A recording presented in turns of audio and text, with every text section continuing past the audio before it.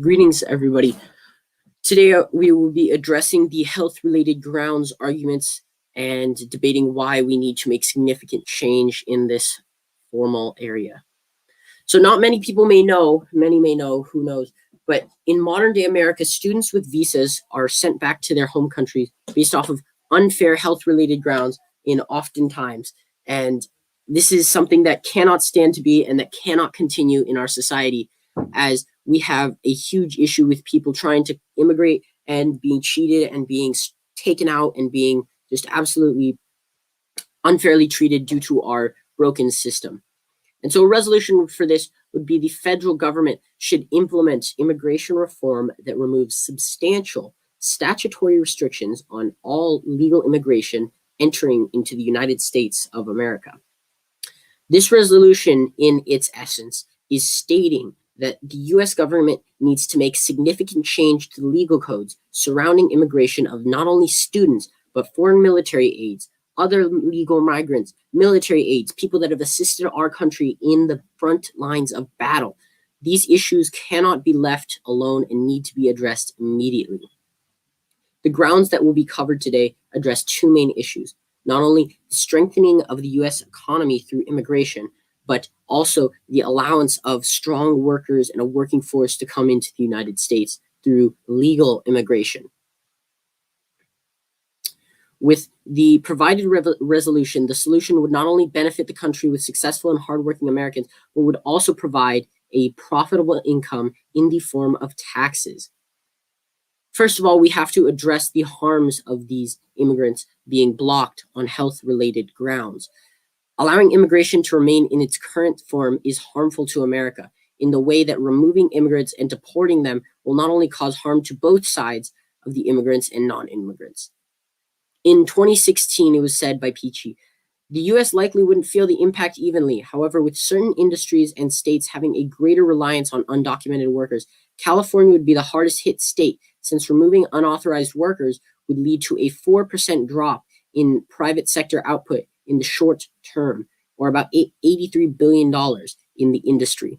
Texas and New York would also experience the second and third largest economic drops, witnessing 10-year declines of $51 billion and $33 billion in output, respectively, the authors calculate.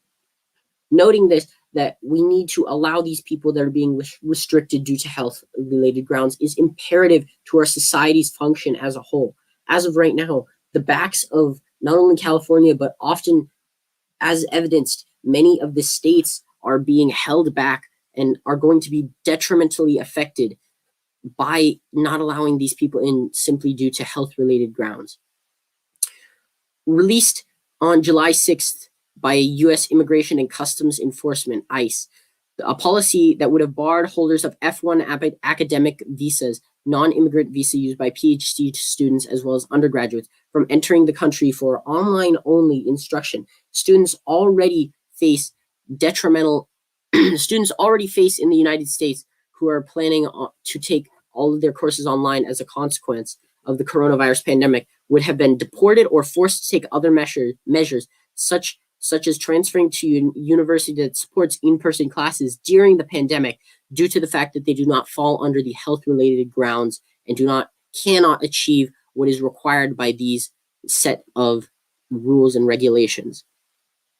Allowing these international students, immigrants, and individuals to live in America and remain in the country that they call their home is beneficial for both American citizens and non-American citizens.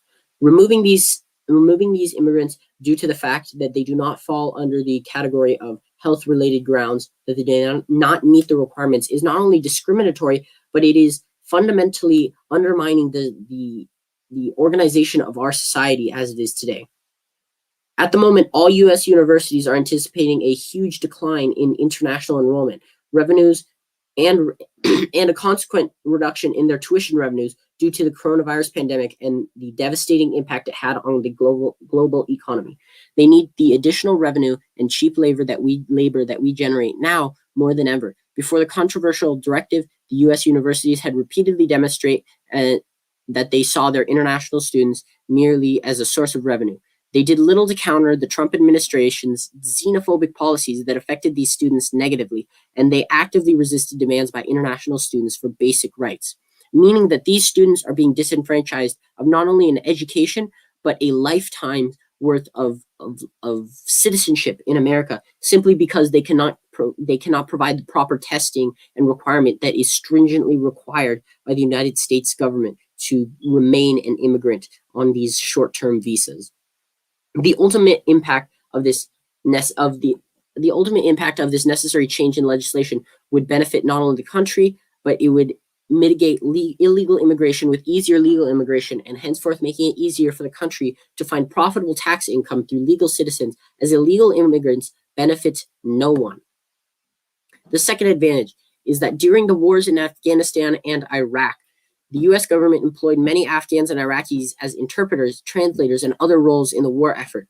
These people faced ongoing and serious threats because of their employment with the United States government, and their vital assistance they provided was imperative to the survival and the success of American troops. These special immigration Afghanis or Iraqi nationals who worked with US armed forces are being put into this category called the special immigrant category. The special immigrant Afghanistan Afghani force, the ISAF, International Security Assistance Force in Afghanistan, is where they serve. And this harms to the legal code, because the harms is that this referred legal code is allowing for the immigration of special migrants due to American service.